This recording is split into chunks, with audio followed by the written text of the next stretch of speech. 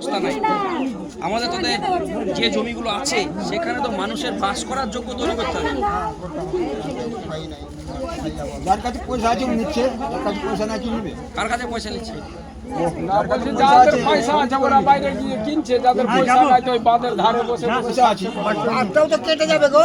বাঁধে থাকাটা সমস্যার সমাধান হবে না। একটা বাঁধের মধ্যে কতদিন থাকবেন?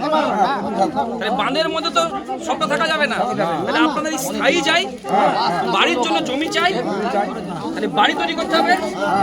এই জন্য লড়াইটা করতে হবে।